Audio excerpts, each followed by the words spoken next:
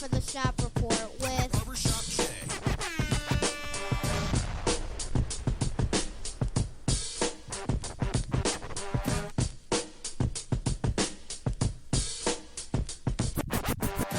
What up, sports fans? Welcome to the Shop Report. I'm Barbershop Jay. I'll be your host for the day. Here's what's happening. If you're up and around, you're out and about, and you want to give us a shout, that number to call is area code 267-687-0026. Once again, the number to call, area code 267-687-0026. We apologize for the delayed start time. As always, if those of you out there who know how this business goes, this whole independent podcast thing, at the end of the day, sometimes there are TDs, not touchdowns, but technical difficulties. The Shop Report is being brought to you by none other than the fine folks over at Rocket Digital Media. It's the one-stop shop for all your digital marketing needs. You can look them up on Facebook at RDM Detroit, or you can go to the website rocketdigital.net. That's ROCKIT digital.net, and make sure you tell them the BSJ sent you. Boy, oh boy, oh boy, we got two good ones, or two items, should I say, up for bid on this particular program.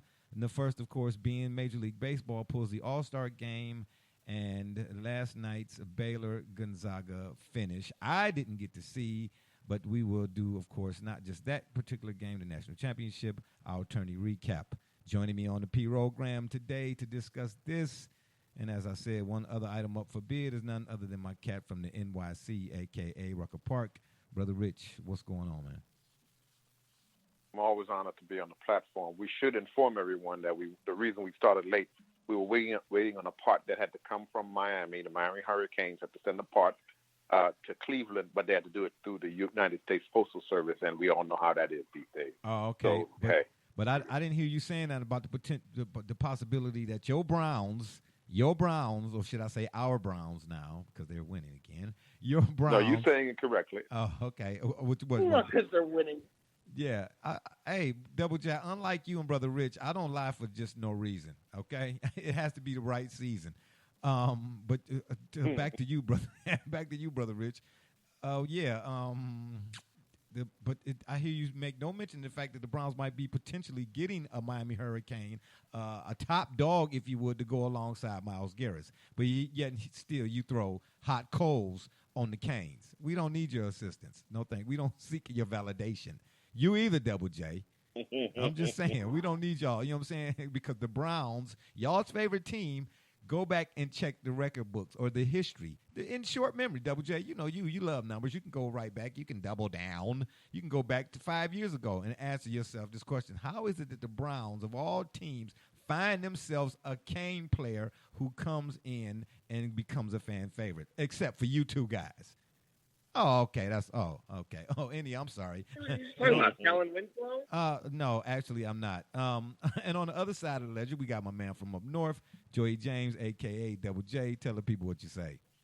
Did you say Kellen Winslow? Is that what you said? I want to say congratulations to the Baylor's men's basketball team. Scott Drew, the Drew family, very grateful for what they've done for me. With Homer Drew specifically, so it's very cool to see them all soaking in that moment. Of course, Bryce was there as well, so definitely want to make sure they get the big congratulations. Yeah, from my understanding, the Drew family, they right here from Ohio too, if I'm not mistaken. I mean, real close, somewhere up Cleveland or Brother Rich, you would know. You live in a gated community. You tell us how the gated community. How the folks in the gated community. I wish you would stop putting that rumor out there. Are you serious? You want me to stop putting that rumor out there? But yet still, I got people who walking up to me like, yeah, you darn Dallas Cowboy.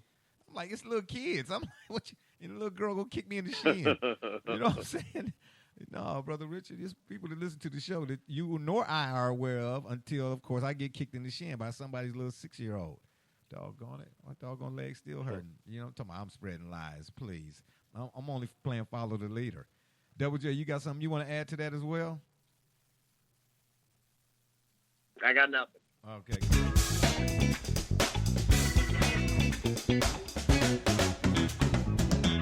All right, let's talk about this MLB pulling the All-Star game out of Atlanta and sending it to Denver, Colorado. We all know what goes on up there in D.C., and I'm not talking about the District of Columbia. Brother Rich, we'll start with you, of course. Is this a big deal? The All-Star game not being in Atlanta? It's a big deal of nonsense. It's a big bowl of nonsense.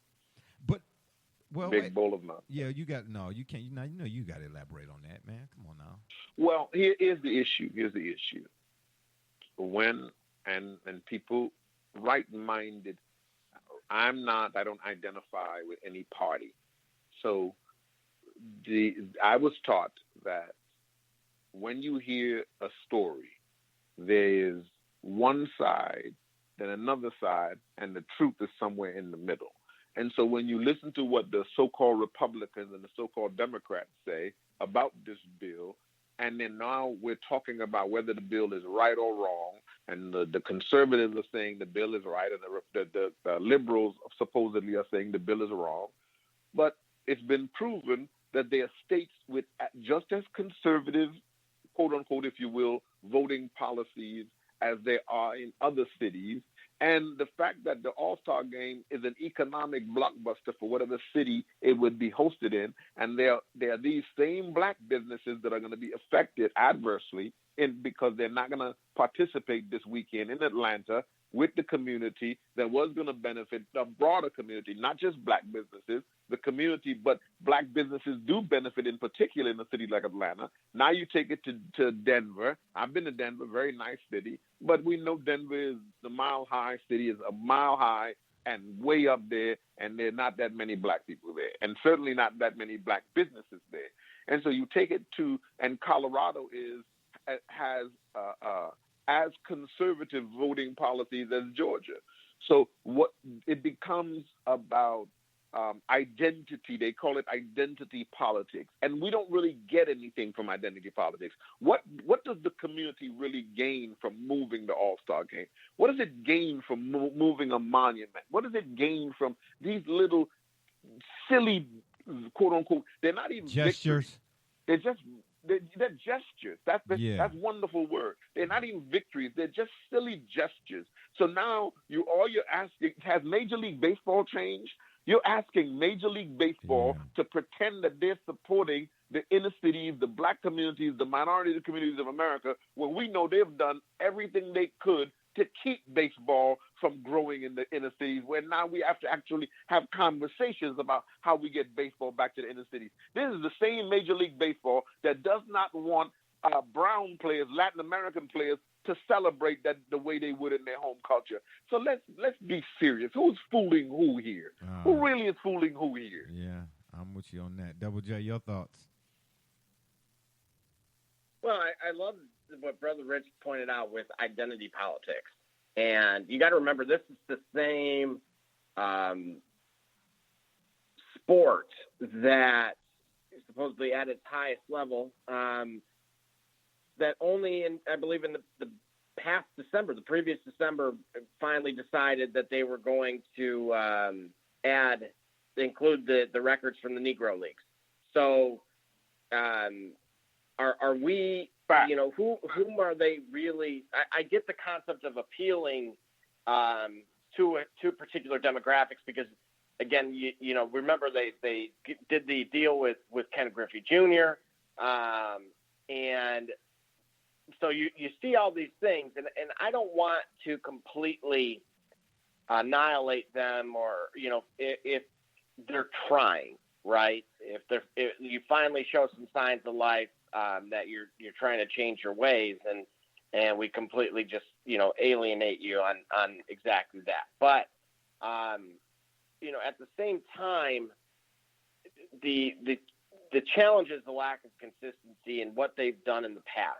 And that particular sport, especially when the whole concept or theme of this particular year's All-Star game was intended on celebrating, one of the greatest players of all time, who, oh, by the way, happened to play in Atlanta, Henry Aaron. I just, to say we're going to pack up the show because of something that the state did, I don't know. I'm a little. I just think they were kind of overstepping their bounds, and they have more to lose from this than they are to gain. Yeah, I'm not in disagreement with either of what you all said. At the end of the day, I really don't have much to say about it. You know, I saw it, thought it might be something good to throw out here with you guys. Hopefully we can get my man D. Gully from the CO Lum Bus to join us. Gully, if you're listening, we are waiting on you. But if you would allow me to add too, go ahead.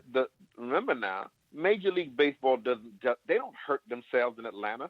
Do you know who buys the baseball tickets in Atlanta? Do you know that they relocated the stadium and what the plans are that Atlanta, the quote-unquote black Mecca, is undergoing its own gentrification now, where they are relocating the stadiums, the major stadiums, the football stadiums, the baseball stadiums, all downtown, because there's now they're now bringing in the once suburban whites are coming back downtown because of the congestion, because of the traffic, like they're doing in so many other cities.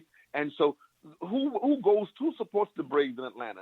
It's not like there are a bunch of Hispanics or black people at those games. Those games are supported by the same audience that supported them, the same networks that supported them, the same corporations that supported them. So what point is being made here when you say that the All-Star game is being taken out of Atlanta? What point are we really proving here? What has happened? Yeah. Coca-Cola is still there. The banks are still there. It's not like we're pressuring the banks to leave Atlanta, the universities to leave Georgia. What are we really doing here? Yeah, I mean, it's an all-star game. I get it. It's, you know, one of the biggest whatever for baseball, you know, and the fan experience and all that good stuff.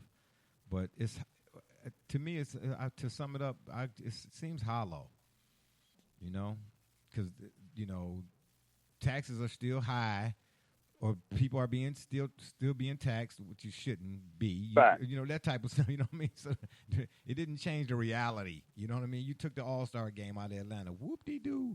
Well, except for, of course, you know, the revenue. Go ahead. Yeah, you just nailed it. The revenue. Yeah. You know, the businesses, the employees, the fans. Yeah. That are ultimately, you know, Yeah. you try to be hailed as a hero, but you know, hey, I survived on the Titanic, but at the price of 2 lives that I used to propel myself above the water. That part of it's not being told in this story. Yeah. Fact. Yeah. Plus, you know, there are people who they planned on this. When they give a city the All-Star game, you have people that bought tickets, got hotel rooms. You got people that made plans around their quote-unquote vacations. We're on the eve of spring. This is spring break, where the weather has finally changed. You got people that plan to host parties, businesses that ordered and plan to get extra inventory. Yeah. Yes, there's nightlife that plan, there are restaurants that plan their budget and their inventory to succeed or fail because they knew or thought they were hosting the All-Star game. And they based their budgetary constraints based on what they thought they were going to be able to do around that. So look at what we're really doing here. What point did we make? Additionally, you know, something I want to highlight here, and again, I tend to lean, I'm bipartisan. And so when you look at the decision that's being made here, again, as Brother Rich had pointed out, this is something that ultimately is not viewed, you know, in a bipartisan light. It's viewed democratic. And if you look at the general thesis amongst clubhouses, they generally lean right. So there's a lot of this decision, I believe, was made a little irrationally, and it was made to cater to those audiences that we've identified.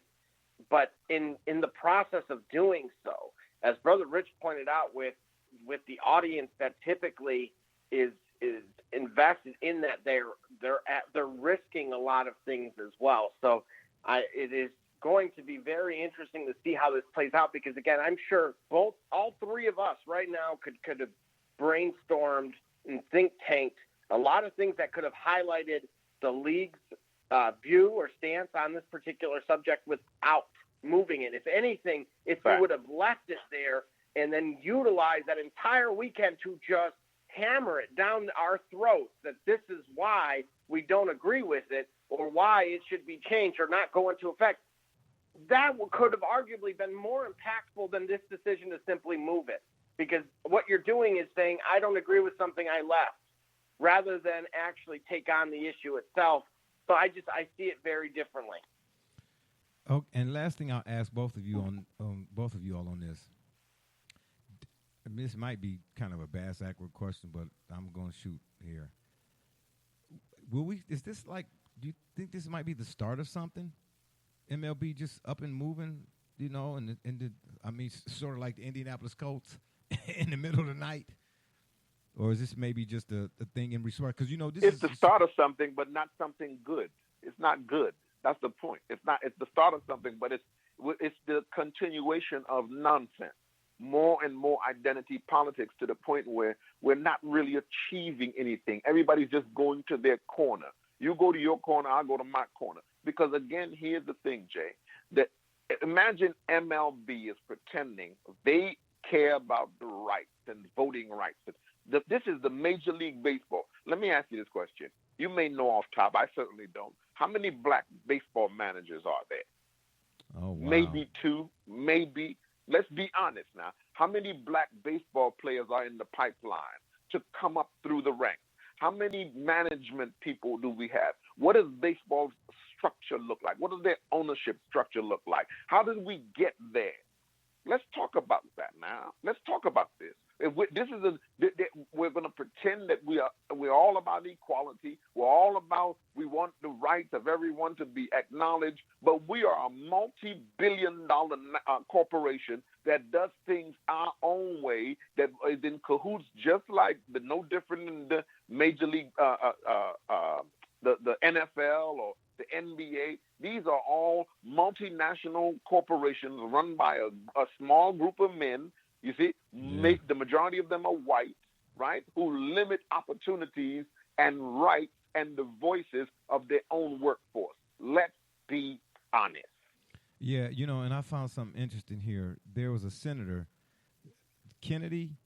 I don't know where he's a senator at or what state or whatever, but Senator John Kennedy ripped Major League Baseball he called it a special kind of stupid for pulling the All-Star game out of Georgia. I don't know why I say Atlanta, but okay, let's just say out of Georgia. So, a special kind of stupid. Yeah, got you. I mean, and all of this, of course, is in response to... Of course they are stupid. Jay, these are the owners donate to Republicans. Most of these people are Republicans. They're not making no point here. They're not. Yeah. It's like saying, I'm against kidnapping, but I kidnapped 2 people. I'm saying I'm against kidnapping while I got 2 people kidnapped at my house. Come on, Jay. Let's be honest. Yeah. What were you going to say, Double J? Your last thought on that. Well, I just want to point out that change comes from within, okay? And again, by running away from an issue that they don't agree with, I think sets the wrong example, because that's not, that's just at a very macro level. That's not how we're built to handle things when it comes to challenge. And so what I would rather point out is that there's been 16 black men that have ascended to manager since 1972. Okay? If you want to highlight, and of course of them, all of which were former players, implying that to even be in a thought when it comes to consideration, you had to have already proven that you were one of the top 750 baseball players globally. Now, you tell me what kind of mountain that is to climb to have a legitimate shot here. And so we could sit here and say that it starts at ownership. What it doesn't start at is moving your all-star game. Yeah, it doesn't start at moving your all-star game. There's a reason it has been declining when you talk about just demographics of baseball specifically, seeing the fact that basically it's been on a downward trajectory basically since the 80s. when it comes to unfortunately with African American players specifically. And again, we can explain a larger Parks and Rec issue. That's having implications to society as a whole. But again, that one change, this shows that you have the wrong leadership. This shows that you're out of touch. This proves all of the other countless things that have been said about the sport in a negative light. That you really are America's pastime because you still don't get it. Yeah, and that's pastime in the negative sense. We got my man D Gully from the CLM Bus. I'm glad you could join us. What it do? Everything. Buffalo. How you guys doing? Okay, Mr. Brave, how are you, sir? Oh man, stop it! Man, don't be getting all proper now. Buffalo wing. He gonna talk about. See, you know what? He gonna talk about some high I'ma Mr. tell Buffalo. Right. Meanwhile, that was the last stop for your Chiefs before they got dropped off by the Bucks. And before that, they dropped off the Brownies. But I ain't gonna say much. Okay. That was Hagler Hearns right there. You know what I'm saying? Slip and move, baby. Slip and move. Yeah, I just want to say, if it hasn't already been said, so MLB decided to remove a baseball game, remove an opportunity for a burgeoning black city to showcase America's pastime in a level that's rarely been showcased, out of benevolence to the support of a cause by which we just highlighted, by which they don't even actually in practice, they don't practice for themselves. This is an opportunity that nobody asked for. Nobody asked for this. Who asked for this? Who asked for MLB to make a stand on this issue? Who asked for it? Nobody asked for it, right? Nobody. So in their way of speaking up where they didn't have to, because this wasn't the type of issue by which we needed to hear from what the MLB had to say, they decided, oh, you know what we're going to do? We're going to protest. We're going to take the game, take an opportunity for thousands, for hundreds of black businesses, hundreds of black people, probably positively affected by the MLB being there. We're going to take that away from them because we stand in solidarity with them. That's what we said. The definition of hypocrisy, and I feel like it was intentional. It was almost intentional to make this. This was King James supporting Martin Luther because he wanted to divorce his wife. So yeah, I got a problem with the Catholic Church. Go ahead, Martin Luther. Do it. That's why. This is what that was. This is exactly what it was. It's shameful. You know, all three of you all did pretty good on that one.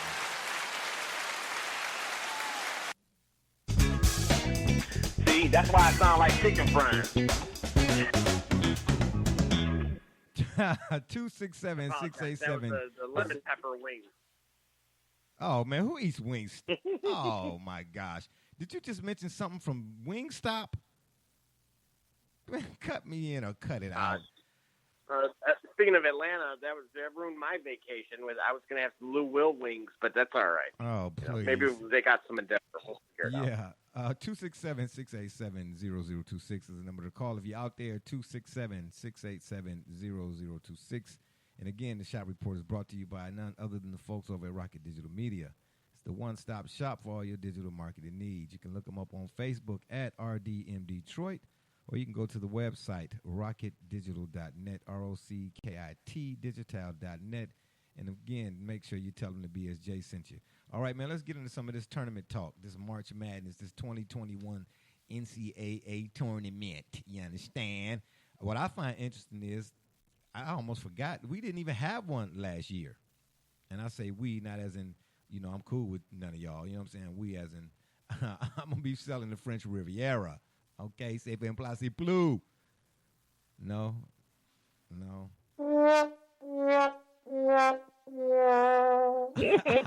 I can give myself one too. I'm just saying, you know, y'all could have helped the brother out on that one. But we'll start, of course, the tourney recap is what I'm calling this, with Baylor. What adjective could you use to describe what Baylor did to Gonzaga last night? And I kind of expected the other shoe to drop with Gonzaga? Because we've seen it happen so often where they were the favorites. I don't know what years and what, but it's recent enough to know that they were the favorites a time or two and fell short. But it seemed like something was different this time around. And when I got to doing a little research for the topic, I thought that they might go ahead and pull it off to become the 8th team in NCAA history to run the table, go undefeated, especially after that thriller against UCLA. But in looking back at that, I think that, going to that overtime kind of took a little bit of their steam from them or whatnot. I mean, listen, the NCAA tournament, unlike the NBA tournament, is 7 games or 9 games or whatever. This is one, you rest one night and then you got to turn around and come back the next night. And you got to see somebody different every night. You're not seeing the same person, same team for 7 games. So that's why I think the NCAA tournament, even to the style, I would talk about it, and not in a good way often, but still, the style is not good. But that one night and then facing somebody, it's like the game of death every night. So that's what makes it still somewhat compelling to me. Gully, since you just now, joining the party or whatnot, what do you make of Baylor and what they did to Gonzaga? Oh, before you answer, my bad. Well, hold on. Before my bad. Let me just add this tidbit in there. I thought I was going to be talking about Gonzaga, like I said, being the 8th team to run the table and go undefeated. The last team to do so, there's only been 7. I just wanted to mention that. The last team to do so was the 1976 Indiana Hoosiers, of course, led by Isaiah Thomas, Bob Knight, of course, and I think Quinn Buckner was on that squad, if I'm not mistaken, the Indiana Hoosiers. Before that, there were the 1955-56 San Francisco Dons. Then the year following was the Kentucky Wildcats in 57-58. And the other 4 belong solely to UCLA. John Wooden, Kareem Waltons, and so on and so forth. I forget what years, 67, 71, 73, and 74, or something like that, to go undefeated. So imagine that. But alas, again, Gonzaga couldn't do it. So, Gully, in your words, explain to us what you saw. I didn't get to see the game, unfortunately. But apparently I didn't need to see it because I didn't miss much. But go ahead, Gully. Give us your thoughts.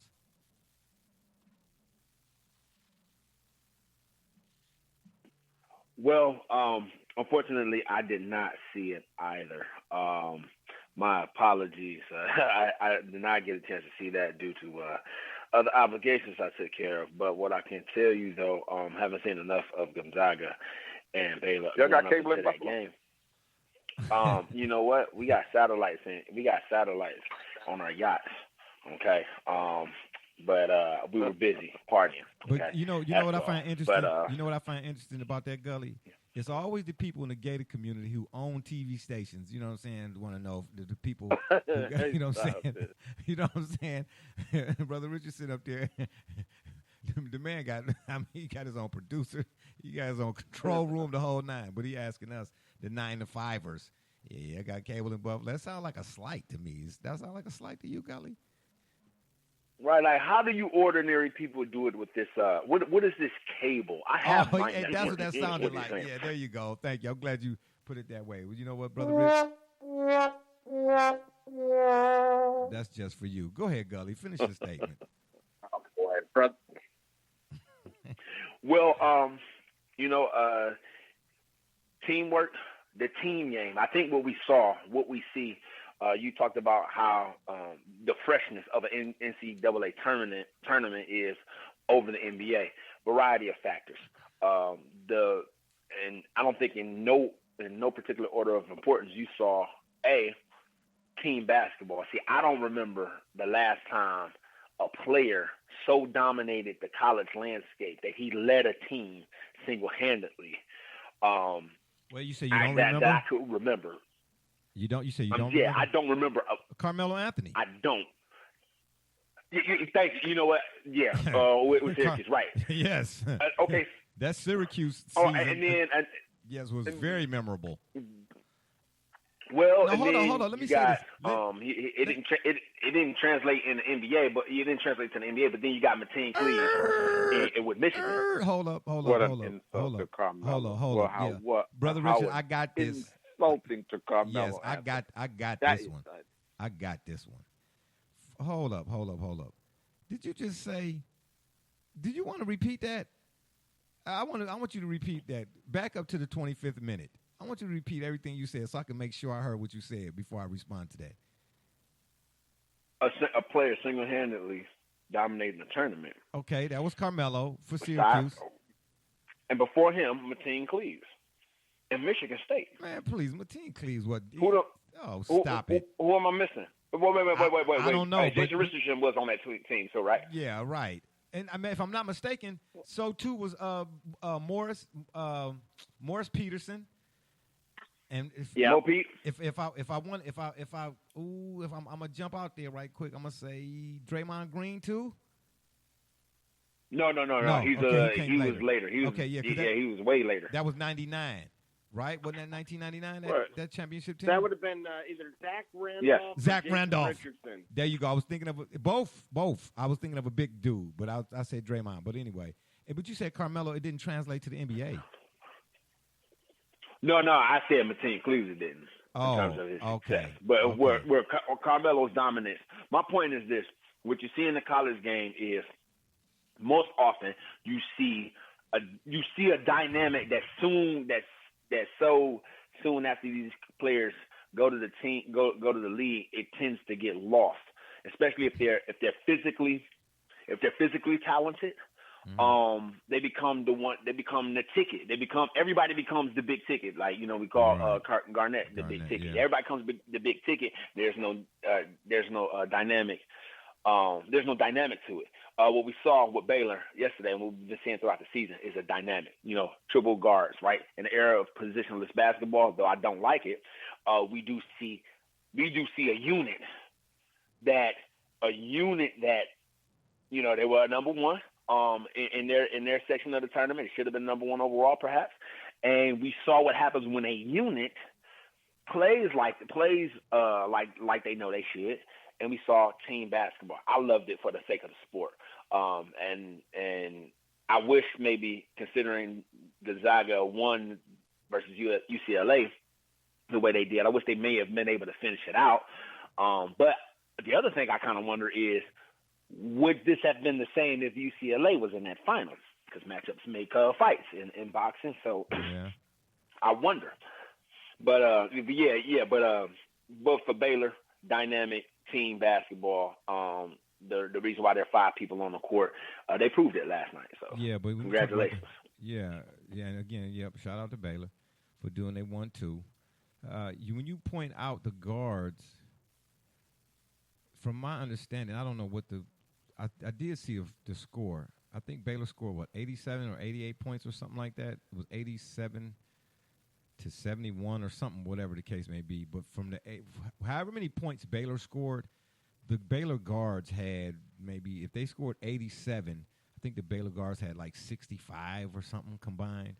So it definitely is guard play in the tournament. What's your guards? And that's kind of been like tried and true for as long as I remember. You do have your big man moments, but you got to have guards that understand how to get the ball to the big man, i.e., if I can use that in this case, when North Carolina went up against Villanova. If you look at North Carolina's roster, up and down, there's no way in the world Villanova should have been in that game close enough to even have a shot to win it on a game-winning shot. As big as North Carolina was, but Villanova pressured North Carolina's guards, and you see how important being able to throw a correct post-entry pass is, which North Carolina couldn't do. So, but again, shout out to Baylor for doing their 1-2, and that guard play, it stood out. It definitely stood out. Double J, what did you make? I know you saw it, and I know Brother Richard saw it. So you all are gonna have to fill us, the rest of us that's clueless, in on last night's debacle, maybe for Gonzaga. Well, something I was mentioning during the show is that this game was supposed to take place actually back earlier in the season during a tournament, and unfortunately, Baylor went on a COVID pause. It was one of their 3. So, in terms of just what makes this year unique, and generally when we kind of throw in the concepts of potentially an asterisk, I would actually say the opposite in the case of this particular team. They would go on to, of course, play 6 games in 14 days. Unfortunately, they didn't practice at all during that time. So when you say they didn't practice, who didn't practice? Baylor themselves, they didn't practice at all during that 2-week window leading into the conference tournament. Okay. And then they would get eliminated in the semifinal of the Big 12 tournament. That's when they were able to practice for the first time. And we're talking about nearly a month. So a team that was, of course, at one point, arguably had been rated in the top 2 throughout the entire season for the most part, goes on 3 COVID pauses, doesn't practice for nearly a month, and then gets that shot in the tournament here. It only reemphasizes, and I can think back to the game versus West Virginia that they would win in overtime that sealed the regular season Big 12 championship for them. That just showed the depth of that team. And, from there, they cruised through this. I mean, they proved that Gonzaga was the Gonzaga of old that we're used to, and that they really were. I don't believe that they were, there was anybody better than them in the country when it came to college basketball this year. And oftentimes we're left wanting more at the end of the season, but this year I think that, it worked itself out, and this particular team faced more adversity than most. Yeah, I saw a few games. They lost earlier in the season, I think, to Kansas. I saw that game. And it was the way they lost to Kansas that, I filed it away to memory, which, y'all know I deal with senility on an every minute basis now. But I said, wow, it was just the way they lost. I said, wow, that could show itself, even though they did, like I said, most time you look at the roster, and on paper, you'd be like, man, they pack a mean punch. And obviously, of course, it played itself out that way. But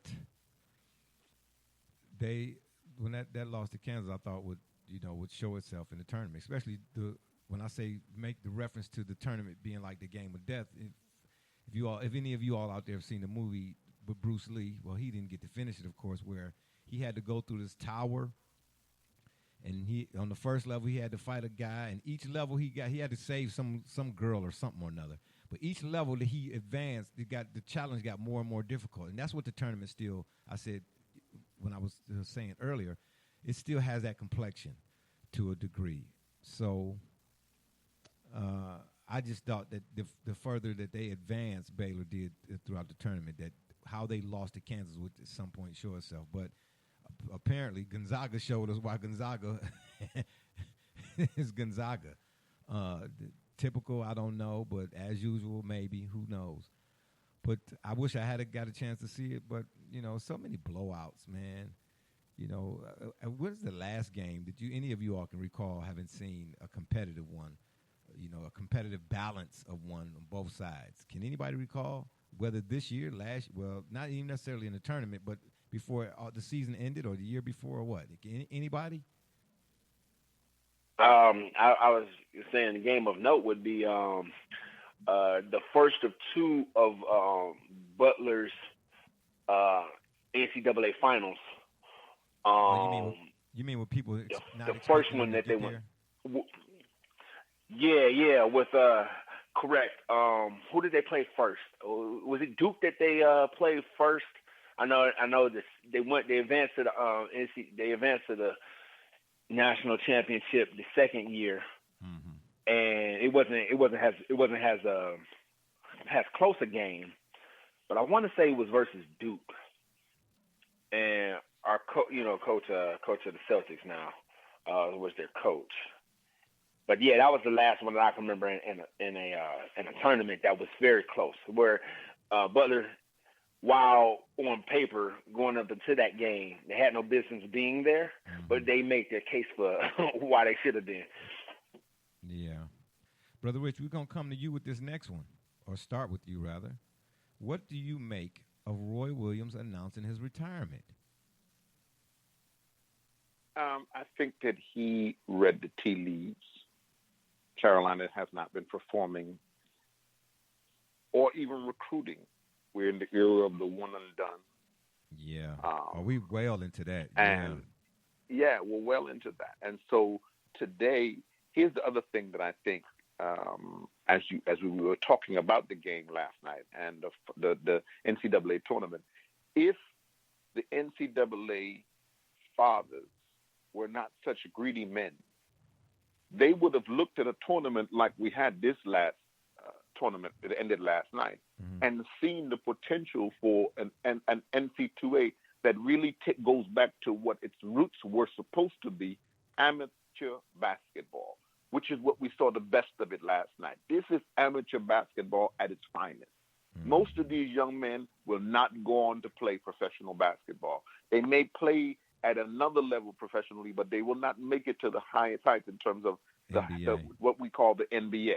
And so when you look at what we looked at, I looked on, watched them play. I watched Gonzaga play UCLA, of course, interest out here, and was rooting for UCLA and thought that UCLA would have made a better final, but they pulled out the game.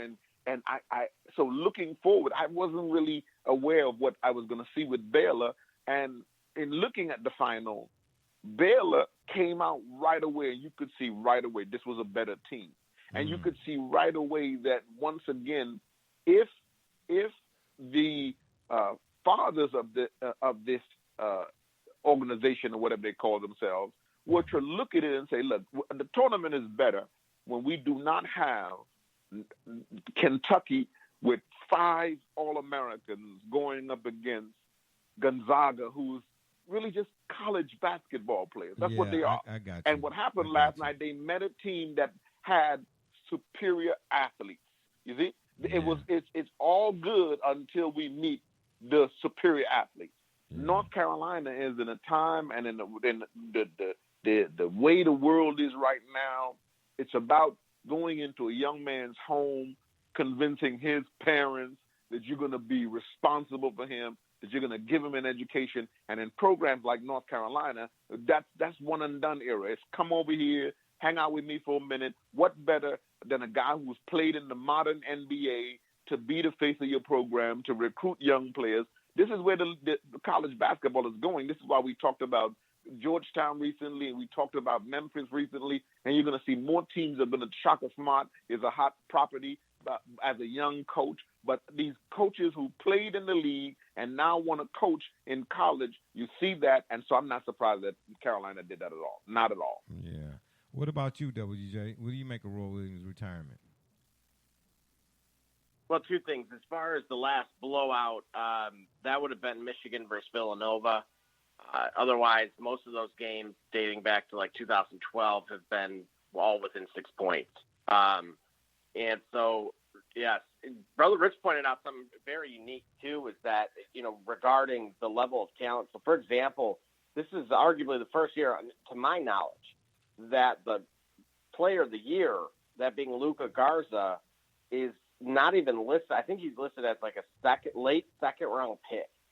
And it's just generally that's like the Heisman. I think we wouldn't have seen that with the Heisman since like Jason White in Oklahoma in 2003, I believe. And so it just shows the discrepancy because, again, what we're seeing is that, the talent gets you only so far in an era of one and done, and that's what's making the sport itself presently vulnerable.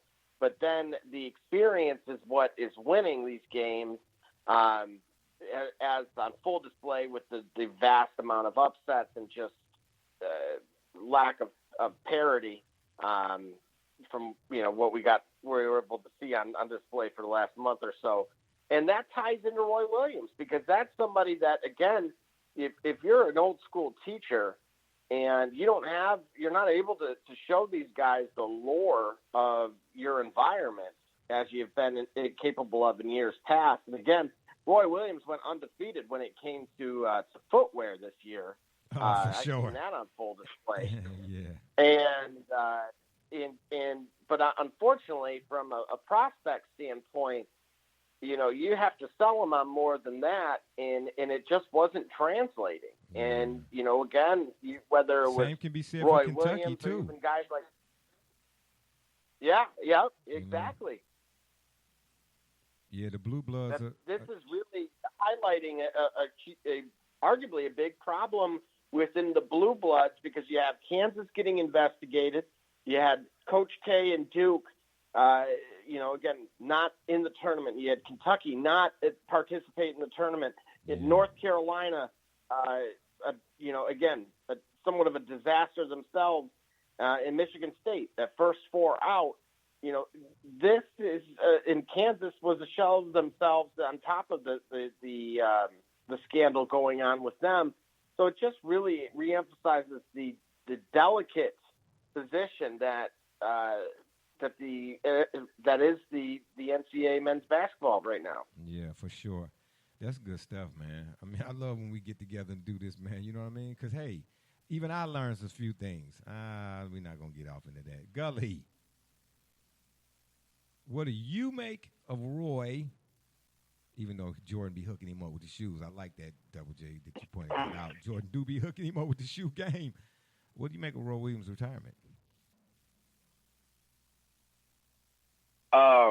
I like to call it. You took too long. What do you make of Hubert? What do you make of Hubert Davis? You took too long. What'd you say? I'm on the wait. Okay. Come on. Give me the other one. What other Come one? on. There is no other one. Bring it. Man, come on, it. man. Bring it. We got a show to try to do here. Could you help us out? Gee, my knees. I'm not going to talk about Roy Williams, a 70-year-old guy with a long storied career of coaching college basketball, retiring. Well done. Good job. Let's talk about Hubert Davis being hired. How about that? Let's turn the page. Why? We want refreshing. We want something refreshing. Gosh. We want something new. Let's talk about Hubert Davis getting that job. Let's talk about that. What I would want is hopefully that he gets a proper amount of seasoning in that position. To actually recruit some classes, to actually establish a brand of basketball, a brand of coaching that Hubert Davis can do. You follow what I'm saying? Yeah. And that way this isn't just lip service. So let's talk about that. Well, I'm glad that Hubert Davis got that job. Yeah, I bet you are. With all due respect to Hubert Davis, and I understand why a lot of people are glad he got the job for reasons we won't disclose or discuss right here now. But I tell you what, it should have been Rasheed Wallace or Jerry Stackhouse. Hubert Davis. Sheed is not coaching like that. He's not. Stack is in the coaching ranks like that, but Sheed is not in the coaching ranks like that yet. Okay, well, Stack. You know what I'm saying? Stack. Why not Stack, Brother Rich? Because Hubert Davis has been putting in the work. That's how they do it in the Carolina tradition. You got to go down there and put in the work with them. Oh, and okay. You got to be Carolina. They got to be Carolina. Oh, okay. You got to go down there and put in the work in the system. It's a system thing with them. I got you. So so in that case, you know Michael Jordan ain't coming back, right? That's what we said. Right. Okay, got you. That was for you and Gully. Were there any notable upsets, Double J? We're going to go around the room 2 times, 3 times. Were there any notable upsets in this year's tournament? Excuse me. Well, you took too long. Really took too long. The Big Ten. Stop stealing my lines. Stop the stealing my Big lines. Ten took a I said giant stop goose stealing my egg in lines. the tournament. It wasn't your turn. That was embarrassing. Showed that you're really a football conference and you all need to leave basketball alone. That's what it showed. Okay, but we knew that, right? But it wasn't your turn, Gully.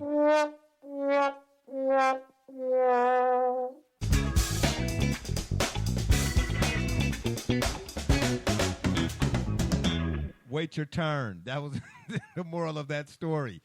I'm going to go first this time. Is that okay with you all? Say something. I got another button over here I haven't used yet. It's the red button. You know. Please. I just want to say it just for you to use it. That way you got more than one button. No. No, you know what they say. You don't press the red button under any circumstances. Not even if the Avengers are on the way. Illinois, my biggest upset.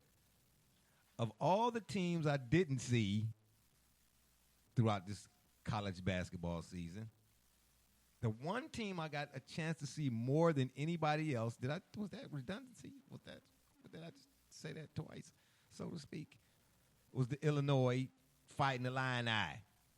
Man, I just knew it. I'm glad I wasn't a betting man, or I'm not a betting man, because if I had been, I thought they was going to win it all.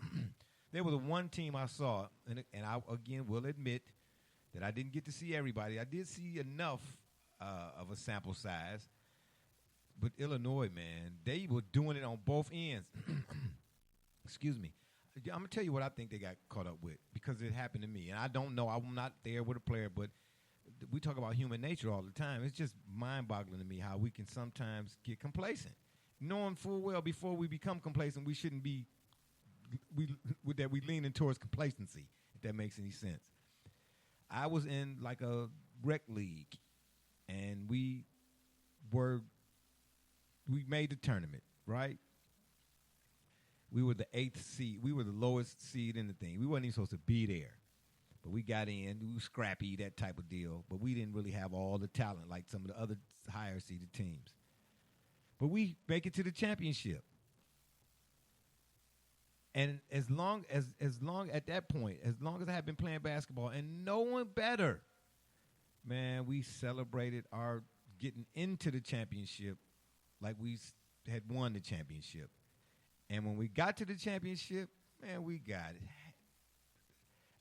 Now, you know, people love lying about their stat lines. I'll lie for you before I would to you. Man, I think I had 4,100 turnovers, 2 rebounds, and 1 assist, and like 4 points. Man, I got benched at halftime. I didn't even get to play the second half of the game. We got blew out by like 16 points, man. Coach was like, man, really, this is what you decided? All that smack you was talking, because I will say this. I do got to throw this in. In the game prior to the championship game, I hit the free throws to send us to the championship game. So I don't know. Maybe I was just up on cloud 9. I don't know. But we came out. When I say I personally laid an egg, I laid a couple of them. I'm not the goose, the golden one that is, but I tell you what, I laid a couple eggs, and boy, they was rotten. He was like, man, really? You decided to do this today? And Gully, you saw me play before, okay? What church was that we was over there with Raymond and them? Was that St. Augustine? Yeah. Yeah, something or another. Yeah, St. Augustine. And you know me, I pride myself on defense. Gully, I'm telling you, this is the worst all-around performance I ever had. Matter of fact, they was even talking about kicking me off the team. I was that bad. You know what I'm saying? I'm talking about I threw the ball. You know that moment Ginobili had in the finals? The Tim Donaghy moment? Well, yeah, when he threw the ball out of bounds. 2013. Yeah, he threw the ball out of bounds. Tim Duncan was like, dog, I ain't retired yet. Why you throwing it all the way over to my house? Really? You know what I'm saying? Yeah, I got a couple, I won't say threats, but you'll never play back, man. I ain't never picking you, man. You ain't. Oh, yeah, it was bad, man. So, yeah, I thought Illinois was going – I'm just shocked that they didn't. I'm really shocked. I was kind of stunned by that. Turned off by the whole doggone tournament, really, after that point. But, yeah, that's my notable upset. Double J, what about you? Do you have one? I know Brother Richard probably got about 10. You know what I'm saying? Buffalo. Buffalo is his notable upset. Buffalo, watch. Yeah, that sounds more like it. Yeah, who was that that said yes? Kansas City will win the Super Bowl. Kansas City will win the Super Bowl, but the Browns will beat Kansas City in the playoffs. Who was that said that, Gully? Oh, my bad. Was you talking Double J? Oh boy. Yeah. Who's your? Can the host give himself the button? Yes. Yeah, I'm wondering, Jay. I'm wondering the same thing, though. I gave myself the button 10 minutes ago. Where were you at? Who was your notable upset, or did you not have one? No, the notable upset for me was Oral Roberts over Ohio State. Oh, wow, yeah, that was a doozy. No, it wasn't. If you saw that Big Ten tournament, you saw that writing was on the wall. No, it was that not. writing was on the wall. I wasn't- knew it. I saw it coming. I saw it coming. No, With the but same way that I see nobody things saw coming Oral about Roberts the beating Ohio team State. up there by the lake. Stop it. Nobody saw Oral Roberts beating Ohio State. Even though the mid-majors are no longer mid-majors, the mid-majors seem to have caught up to the blue bloods, or close. They in the same room now, as did the international players to the NBA. Right? Like when the first Dream Team went over to Angola, they was taking pictures in the first quarter. You know what I'm saying? Well, that's like, of course Jordan and them was winning by 100. You know what I mean? And more recently, it took my man Kobe, he rests well, to say the most recent is his league Olympic squad. Oh, did I say that out loud? My bad. What were you saying, Gully? I'm on the roll here. I'll be here all week. Unfortunately. Yeah. Who's your most notable upset? I told you, the Big Ten. I knew you was getting. I was supposed to say it because I was hoping you was going to say Big something Ten. else. Oh, stop it. It can't be because not one of their losses outranks the others, because every team lost at the point that they shouldn't have. First of all, Ohio State Ohio State not even making it past day one. That's shameful. And I say the writing is on the wall. You don't perceive a big historic tournament run by getting beat up on like you did in the Big Ten championship. I mean, you're speaking So, facts. I'm surprised Brother Richard didn't kick in right there. You know what I'm saying? He still heard about my Buffalo comment. I was too busy. No, he's still hurting about my Buffalo comment. Yeah, 10 toes down in the sand. This guy's a jet setter, man. You know, he got his own section on the plane. Meanwhile, I'm still playing with the ones that they make at the hobby store. You know.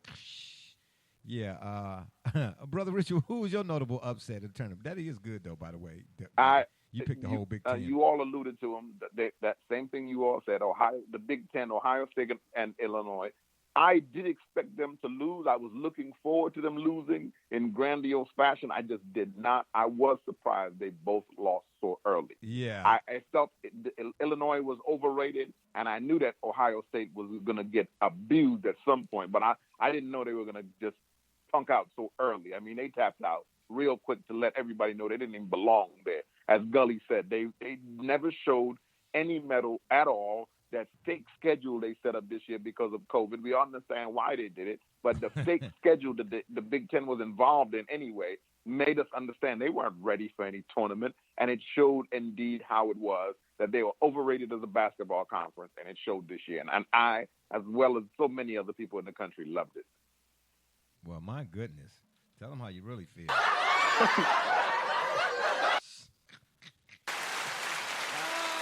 Fried chicken rain, baby. And last but not least on the menu, and the last item I should say up for bid, Sally Jenkins writes for the Washington Post, and she said that the NCAA's handling of the women's hoop tournament is either malpractice or malfeasance. Gully, what say you?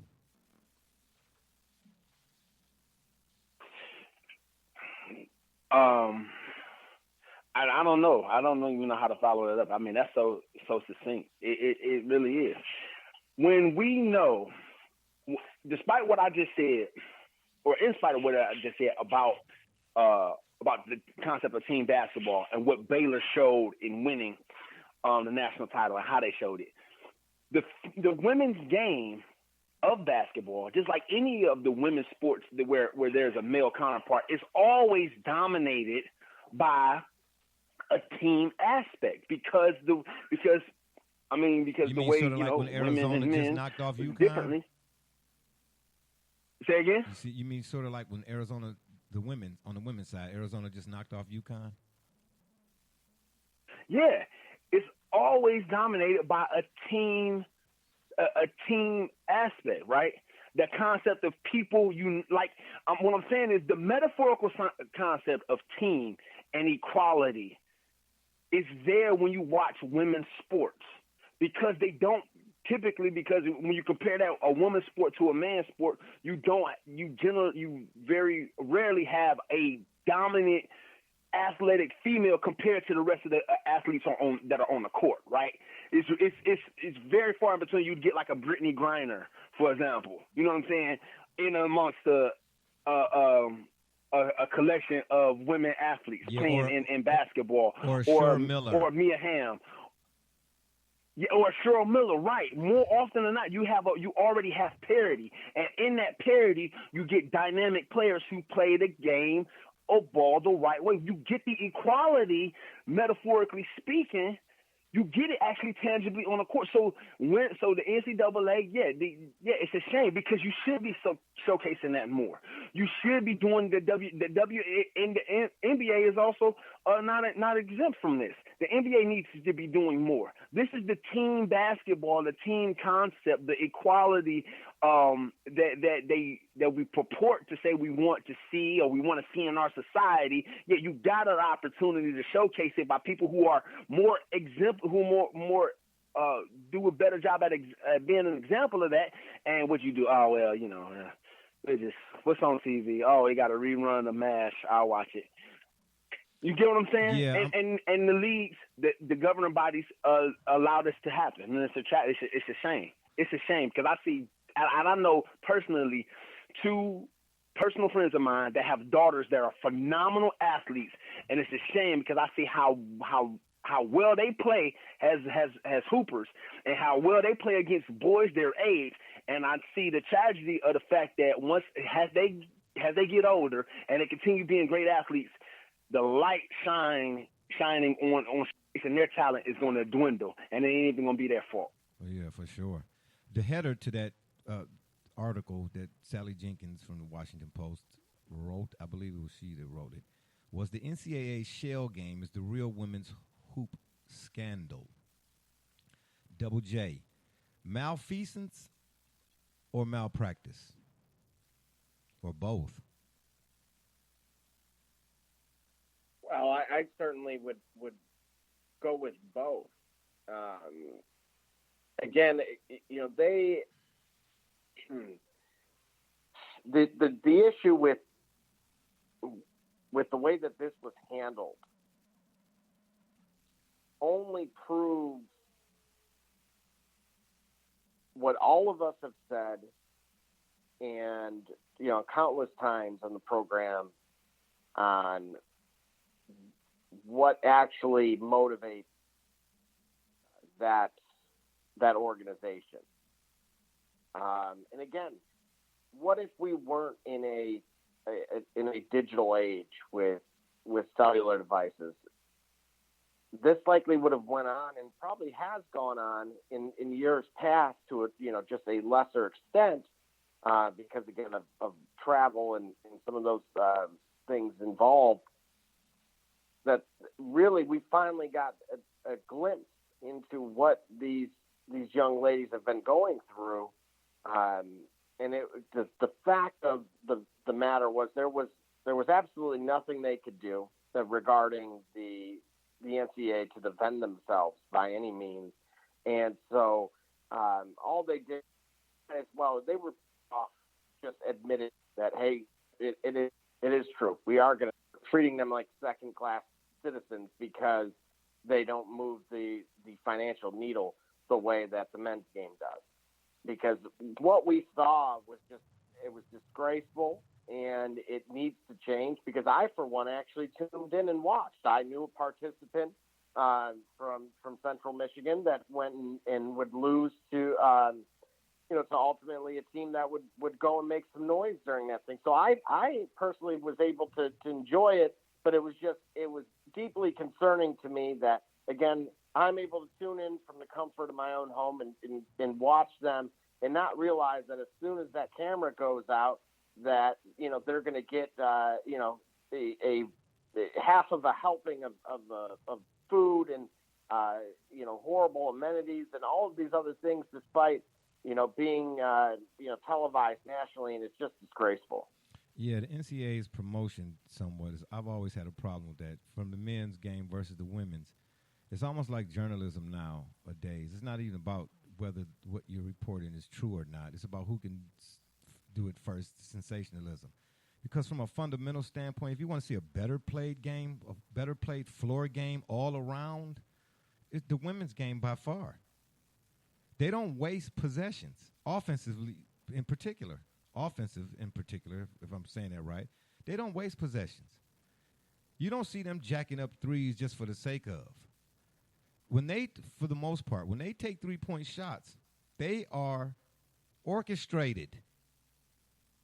I never, people who say, you got an issue with three, you're missing the point. I don't have an issue with the three. It's the volume, the unnecessary volume. If you're going to take one, my goodness, make it make sense.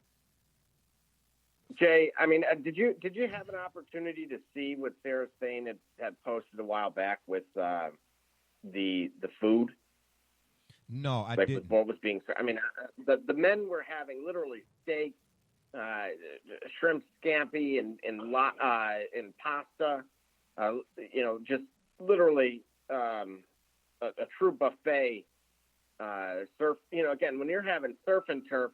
And honestly, what the women had, it looked like something in the frozen aisle that, this is in case of the world end, eat this.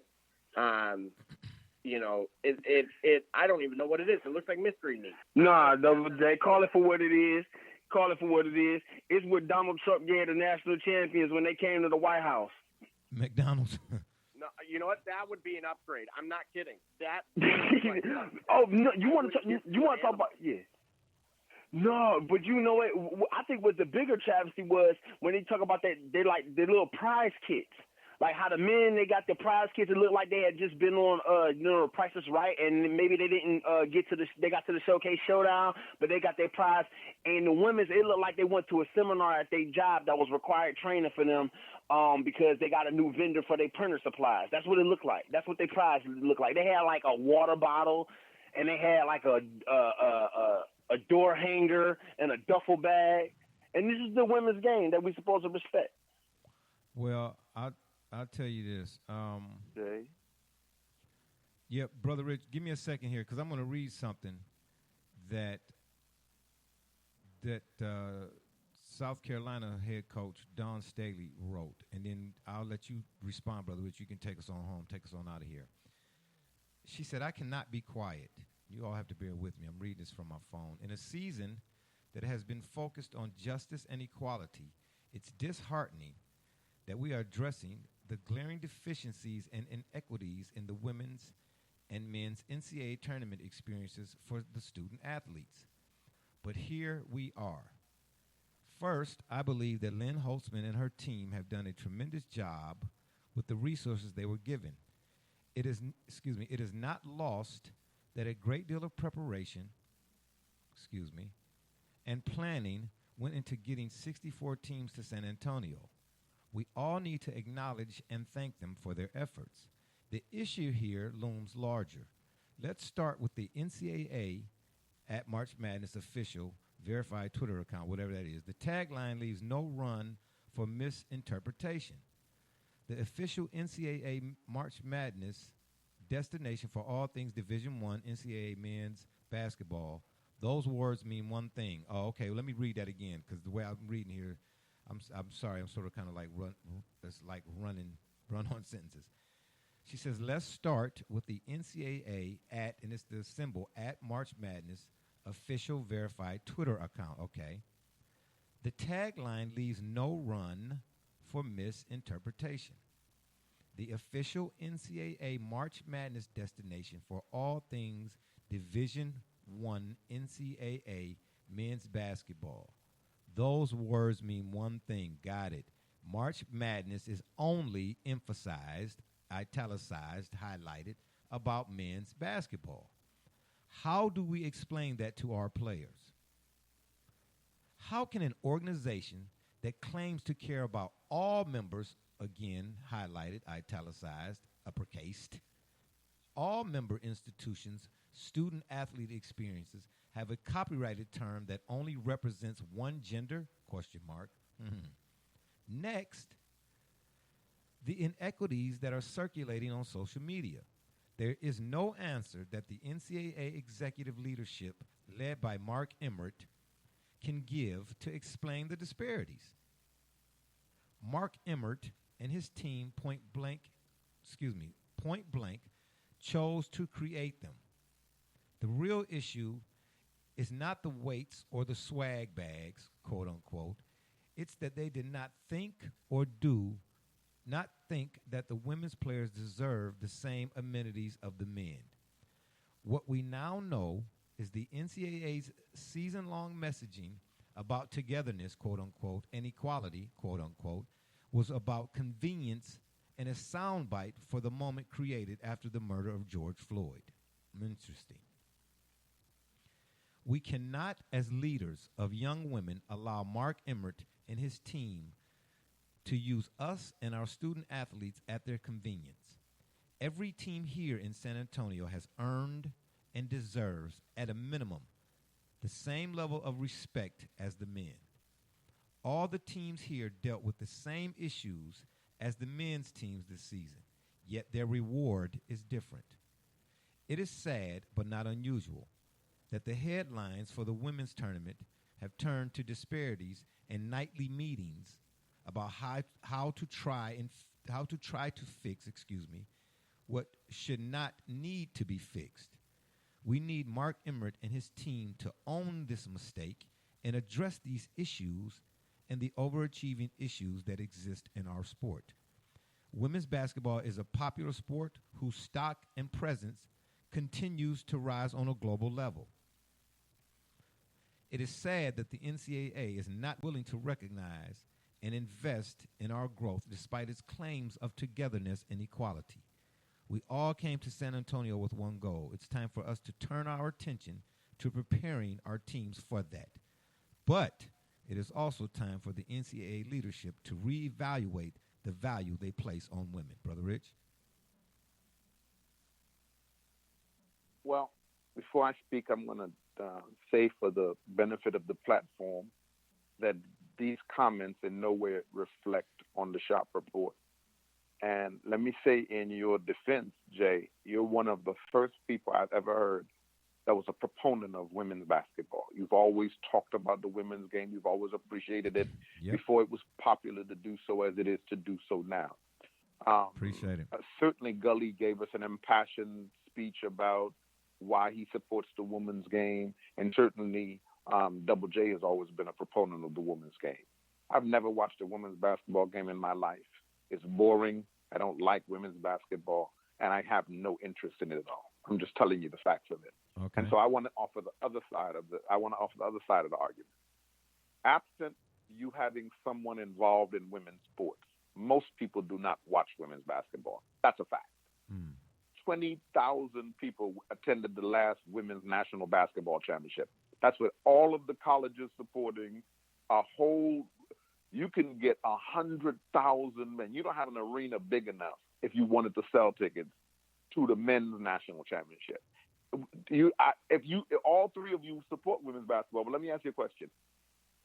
Did anybody ask you, or did you hear anybody talking about the women's final, the women's national final, absent yourselves and people who you know that are involved in that? No. But in common, as you move around society, do you hear anybody say, man, did you catch the women's game last night? Because most people don't watch women's basketball and women's sports. Not because we don't like women. That's not it. That's one of the misnomers.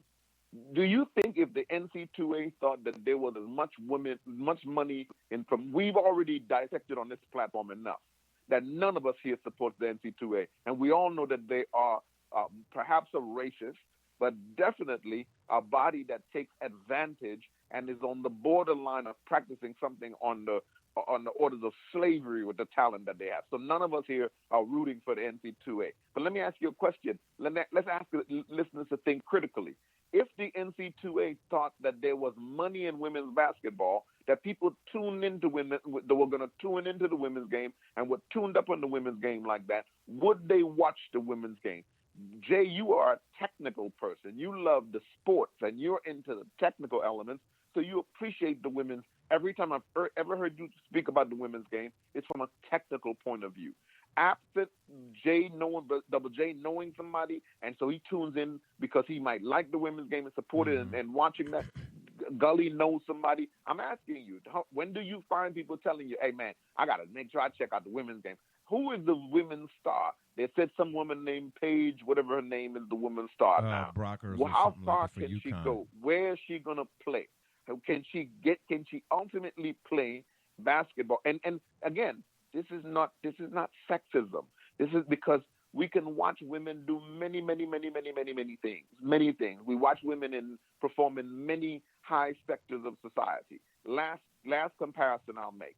If you go on a movie set today, any movie set, if you go on a movie set, there's a place where the star talent eats. You see? Yeah. They have different trailers, different setups. Yeah. And if you're in the background or if you're working this crew, you eat over here. You don't eat with them over there. You see? If you in the NBA, the NBA players eat over here. The staff eats over there. You see? This is how it is. So, certainly they should have better weights. Certainly they definitely should have better food because it's just pointing out the greed of the NCAA. This is a supposedly not-for-profit organization. And so they definitely have enough resources to be able to provide the women better. Hold on, Brother Rich. Yes. I didn't know that. The NCAA is supposed to be nonprofit? Oh, yes. Oh, yes, absolutely. These people get away under a nonprofit kind of thing. Yes. And I'm not ashamed to admit that. I did not know that. Oh, my goodness. Yes, see, I'm not a fan of this. So when I do research and stuff, I dive deep enough so that we have substance when we discuss it on a program. Enough substance anyway. Because I'm really not a fan of that like that. I mean, I still feel like it's something I should have known. But okay, so if they're if they're a nonprofit, $8 billion went to who? But again, now they made $8 billion last year. All kind of ways. They can hide money all kind of ways. Okay, that's another story for another day. In a myriad of ways. Come on now, you already know that. Operating costs, what it costs to do this for this. This is why they're supposed to restocking fees. That's why they're in trouble because they're supposed to give balanced, equal amenities to both sports. That's exactly why they're. That's what I'm saying. If you're a nonprofit, absolutely correct. If you're a nonprofit, whether the women make more or less. Because they can't hide behind the finances of it. That's exactly why they're able to be in trouble. And people are pointing out why the inequities of this. You can't say that you're promoting both games, but you're giving us cardboard food to eat, and you're giving them each personal chef over here. That's ridiculous. Yeah, that's all I'm saying. I get why. To your point, what you're saying again. Just wanted to remind everybody here. We discuss it's either true or it's not true. So it's absolute truth. People don't watch the women's game for the most part. The casual person. The men are draw because of the dunks and things of that nature, the high flying kind of stuff. You know what I'm saying? People love a circus, if you would. The women's game is more fundamentally sound. You know, it's, as they might say, like the Knicks and the Spurs one year in the finals. It was boring. You know what I'm trying to say? But I loved it. You know what I mean? So that's why I watch it. But not everybody, of course, is me and Double J and Gully and yourself or whatnot. So yes, I get why they don't. But but again, and I'm glad you ended it with that. Even despite or in spite of all of that, they should have had much better than what they had. $8 billion and you're a nonprofit? Man, come on now. Even though they don't draw what the men draw, they draw enough that you should be drawing more than you was that $1 on a string. Man, don't get me started, man. That's unbelievable. I didn't know that. I did not know that. But anyway, fellas, as always, it was great stuff. And on that note, it's been fun, but we got to run. We appreciate y'all for listening. Don't forget to check us out right here on Spreaker.com, or you can check us out on Facebook, Twitter, or wherever you listen to your favorite podcasts, as well as the shop's Facebook fan page. And if that don't work, Google it. For my mans, Be Rich, Double J, D Gully, and all those who follow and support us, we say thank you. And remember, we are brought to you by Rocket Digital Media. It's the one-stop shop for all your digital marketing needs. You can holler at them at RDM Detroit or Rocket, ROCKIT, digital.net. I'm Barbershop Jay, and you've been listening to the Shop Report. Oh, and did I say follow and support us? We say thank you. My bad if I didn't, but there it is. And remember, the next time y'all want to know what's really going on, come to the shop. Walk-ins are always welcome. All